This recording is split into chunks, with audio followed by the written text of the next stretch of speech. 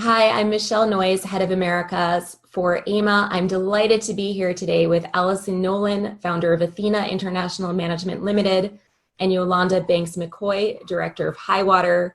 Both Allison and Yolanda have been tremendous members and volunteers for AIMA in Cayman, and really grateful that they are joining us to share their views of what life is like in Cayman under COVID. We're here on July 31st. So I did have a chance to talk to Allison back in April. Allison, what's different? How has life changed? I see you're in the office. We're missing your beautiful painting behind your head. Well, hi, Michelle. Thank you so much once again for this opportunity to connect with you and to keep you updated with what's going on in Cayman. Really grateful for the opportunity. Yes, I'm back in the office. We're slowly getting back, into the new normal, I would say. And I just thought I'd give you a brief update as to what's been going on in Cayman since this all started and since we last spoke. Well, I think last time we had a chat, we were still in what I described as draconian lockdown in terms of we weren't allowed out in the evening after 7 o'clock. We weren't allowed out on Sunday at the time. And to be quite honest, I really feel grateful and I'm super impressed with the way that the Cayman Islands government dealt with the whole COVID situation so well that we're now COVID free, which is a really, it's so great to feel safer and just knowing that things are very much under control. I think that just the progression of, since we last talked, the sort of lockdown went into different phases. So we went from being allowed just into the supermarket to opening up to gradually being allowed to go into restaurants. Right now, we're allowed to go into restaurants, but we still wear a mask in public places such as the supermarket. And I guess also we like you, and when you're walking around, sometimes you have to wear a mask as well. But I think that really what they did right here was they closed the borders down very quickly, and I think that made all the difference.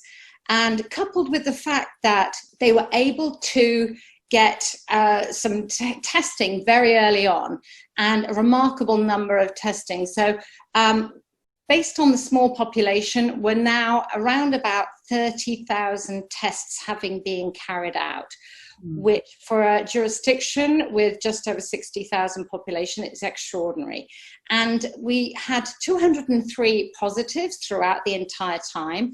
But it seems to me that the overwhelming majority of those, particularly in the recent months, were just as a result of testing people prior to going back to work. And they were asymptomatic, although they were technically positive. So that's really good. We haven't had an active case for a long time. And just earlier this month, we were able to, it was the last time we had somebody that tested positive, albeit asymptomatically. So what's very, I guess, exciting is that we're looking at reopening gradually our borders. Right now, when you come back to Cayman, the procedure is that it's for residents and Caymanians only. And you have to quarantine in a government facility on arrival. And that's for 14 days, which obviously includes testing. However, 1st of September, we've got a real reopening with the borders being opened. And when passengers arrive, they have to take a COVID test prior to arrival and fill in an online application. And when they get here, there is a health monitoring device of some description. It's a little thing which is sort of pegged to you, the bio button as we call it. And the people will have to quarantine for 5 days. They'll do their test on arrival, test after 5 days. And I think that they're able to leave isolation for a while then, but for a while they do still have to wear the monitoring device.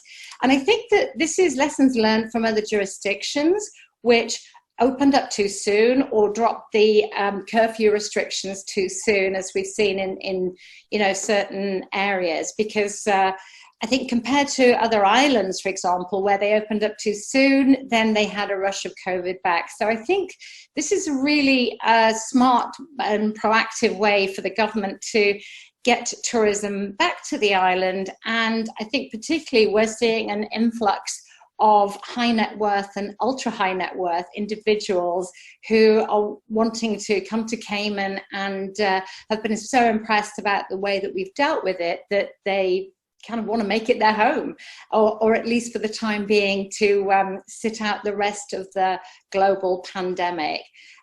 So it's all very good here, and I think that we're cautiously optimistic about controlling it. I think one of the other things they've done well is tracking. As a jurisdiction, obviously we do have tourism as a very a big part of the economy. And so without that sector of the economy, I think some sectors have been hard hit. But what overwhelmingly we've seen in Cayman is what we like to call Caymankind, and people looking out for each other. Really some tremendous work going on with charities. And I know that, for example, Yolanda does a lot of work with Meals on Wheels and so on, but there's been a lot in the community going on to make sure that everybody is safe and well. So, generally a very buoyant situation as far as these things can be. And obviously we, our thoughts are with everybody outside who's still really battling it on the front line. Yeah, well, that's fantastic to hear, particularly on the progress you've made, as well as the Cayman kind, as you say, looking out for each other's neighbors. And, there's a tremendous interest in getting back to Cayman from outside the island. So it's exciting that plans are being made to facilitate that in a safe and sustainable way. And Yolanda, speaking about getting back to normal work, school, not just one physical location where you do all three of those things, as well as live. Right. What is it like for you and our other members when it comes to the rest of your existence? Well, good to see you, Michelle, first and foremost, and having me. Allison, likewise as well. As Allison indicated, this is a new norm. So our socializing that we would normally do, that has been non-existent. But hopefully that will change in the coming weeks. So of course, Yolanda, you and I were working so hard on an AIMA Cayman event in New York that was scheduled for early March and fell victim to the cancellation. Yeah, exactly. So for those of us working parents, it has been a very interesting period. And I would say to you that from the 16th of March, when all the educational institutions closed, working parents have really had to become teachers. And as a result of that, and as a result of the government procedures that put in place, the last 3 months, all of our kids have, from the 16th of March to the end of June, have been working remotely through an e-learning program. I will say that the schools did a remarkable job, from the government schools to the private schools, in accommodating this new way of teaching very, very quickly. And so I think that the children largely adapted. Some of them embraced that their parents were home full time. So, it has not been as daunting in terms of family life and, just balancing things, because there were certainly some positives that came out of that, with the children having their parents, full time. So fast forward to where we're at today, I will say that as a result of, again, the very proactive measures the government put in place, the very low cases that we had, after June, our educational institutions or our nurseries or daycares or preschools were actually opened or reopened from the 5th of July.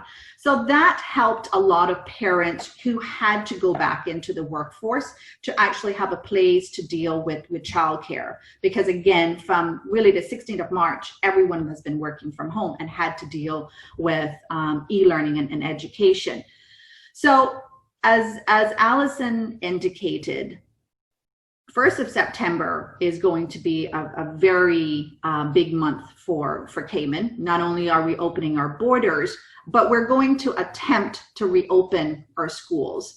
And so there is a national return to school policy that has been rolled out, and both government and private sector will adopt a return to school on a two-merit stage.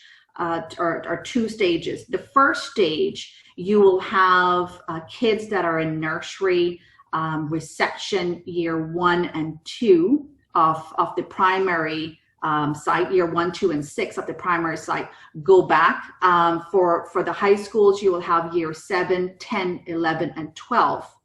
And the government is going to carefully monitor and evaluate the movement of the children and movement of teachers, parents during this two-week period. And then hopefully we will get to stage 2, which is planned for the 3rd week. And that's when the remainder of the years will go back. So again, for the primary school, you will have years 3, 4, and 5. And for the high school, you will have years 8 and 9. At the end of September, everyone would have gone back into a very coordinated approach, and hopefully a very measured and very successful approach. So we're very fortunate, I think, for a lot of our leaders in the community for taking the initiative and putting in place what we feel is a very practical approach. Now, turning to work, which has been quite interesting. And we're seeing a bit of a mixture of practices that are going on right now. You have many firms in the financial industry that continue to have their staff work from home.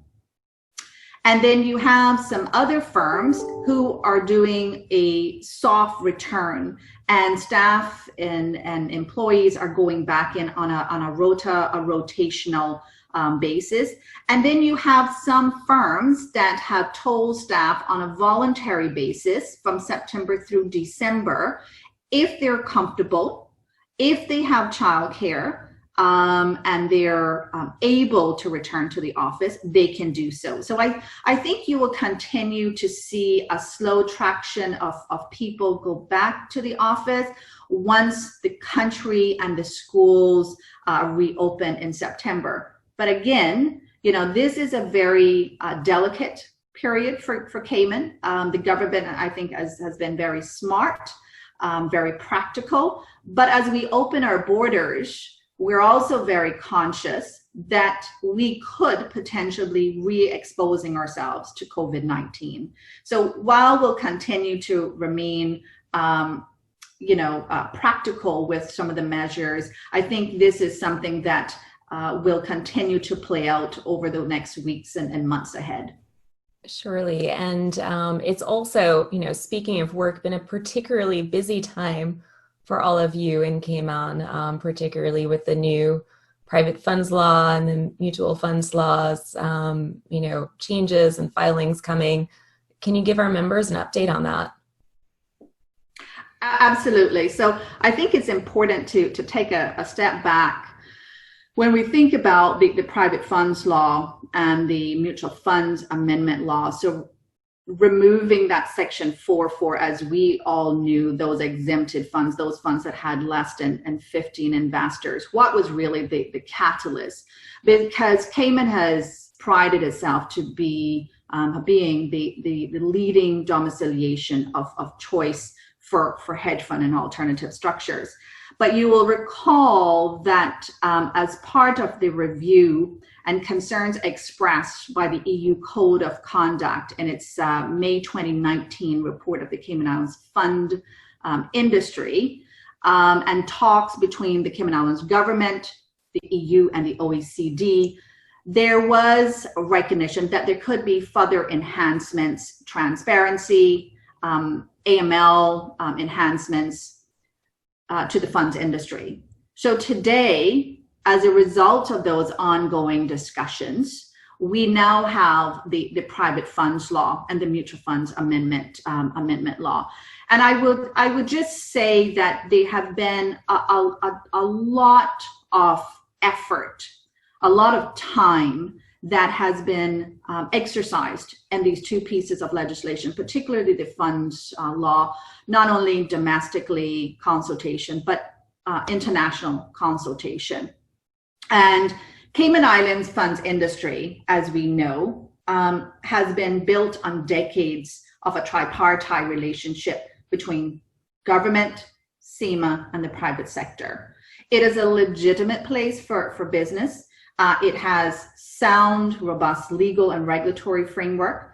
It meets and exceeds in often cases international standards. And this was a piece of legislation we felt as a jurisdiction would actually poise Cayman to being the leader and continuing to be the leader in the financial services and continuing to ensure and safeguard the financial services. So as a result of the diligent work that was put in place, we now have the momentum by CIMA and industry in processing and submitting a lot of these registrations.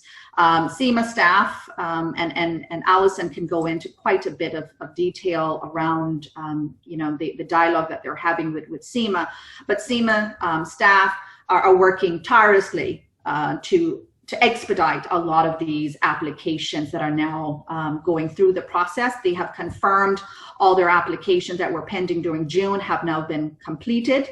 So we feel very, very confident that Cayman will continue to be a very competitive, very resilient, nimble jurisdiction, that we will rightfully be moved to the EU cooperative list in the fall. And certainly as a testament of the financial services strength, we are seeing, a number of new fund launches during the period. So financial services have not missed a beat, irrespective of COVID-19. Thank you for that update, Yolanda. And Allison, as Yolanda referenced, I know you've been quite active with AIMA having a dialogue with CIMA. Can you tell us what some of those areas of focus have been? Thanks, Michelle. Well, yes, I think that we've always had regular meetings with CIMA as AIMA's executive committee.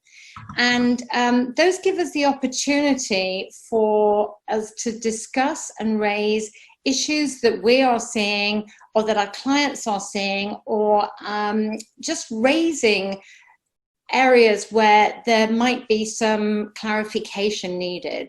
And I think what happened with the COVID-19 situation, because we'd always had those in person, it's actually been in many ways an improvement in the dialogue, because we moved to bi-weekly meetings, which meant that nothing ever got too stale or too old, and everything got carried forward. And I think that there's been some tremendous headway that's been made in terms of keeping that dialogue going and getting, clarification on any areas that needed looking at in more detail once we started working with the new legislation as it was in place. And I think that one of the things I would say about CIMA is that they have listened to us. They obviously have, they maintain their appropriate regulatory distance, but they are open to understanding the commercial realities that we're facing. And I think that they have been really quite proactive in terms of issuing guidance, in terms of basically looking at the normal deadlines. And before we got to the so for example, the deadline for filing the audited financials, they would issue a notice saying in these exceptional circumstances, for example, there are certain things that they would extend the normal regulatory filings. And that's just to account for the fact that these are extraordinary circumstances. But I think that what we've seen in terms of CIMA is that, they've been working tremendously hard, as Yolanda said, in keeping on top of these things. They've scaled up staff to deal with the additional registrations.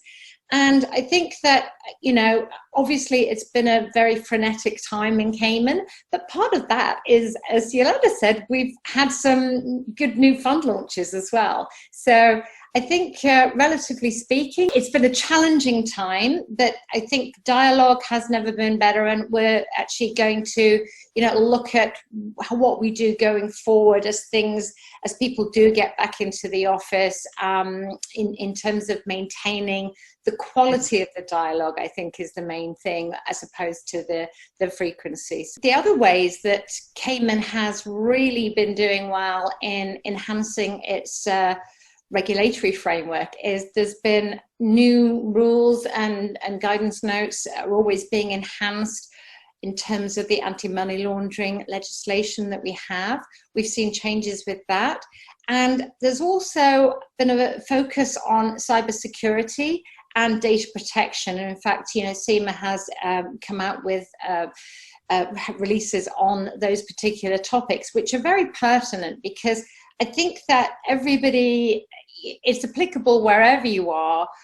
However, having the framework in place from a regulator's point of view, I think the Cayman industry and the financial industry, I know that my firm, we found it very useful that all these things were required of us as a licensee, so that when, one never wants to have to activate the business continuity planning and look at the cybersecurity, but because we've got all the framework in place, because we've been required to as a jurisdiction. So I think that's all really moving forward very, very positively. Yeah. And I just want to share, I was able to get some stats today from CIMA, and I think it's worthwhile just highlighting that the total number of private funds application from February to date is now 7,489. That's a really testament of the strength and power of this industry and CIMA. Limited investor funds were the exempted four funds that we knew, 195. Year to date, we have 10,775 funds authorized in the Cayman Islands and registered by CIMA. So again, I think that's a testament of the strength of our financial services. We have always been resilient. We have always been nimble. And I think as a result of the great leaders, as part of that tripartite, but the great leaders that we have in the community, Cayman will continue to go from strength to strength, despite the challenges that may be posed. It's a fantastic message to end on. So congratulations on that progress. I'm really glad to hear how well you're all doing in your life and professionally. Thank you for all your work on behalf of our members inside of and outside of Cayman, but dealing with the jurisdiction. So hugely, hugely grateful to you all for joining us today. Certainly any members who have questions about any of this, please do get in touch with our AIMA Cayman membership. We'd be glad to help you. And I'm sure I can speak on behalf of many, many of us. We can't wait to get down there and see you all in person. Look forward to seeing you, Michelle. Absolutely. Look forward to it. Thank you very much once again. Thank you. Bye.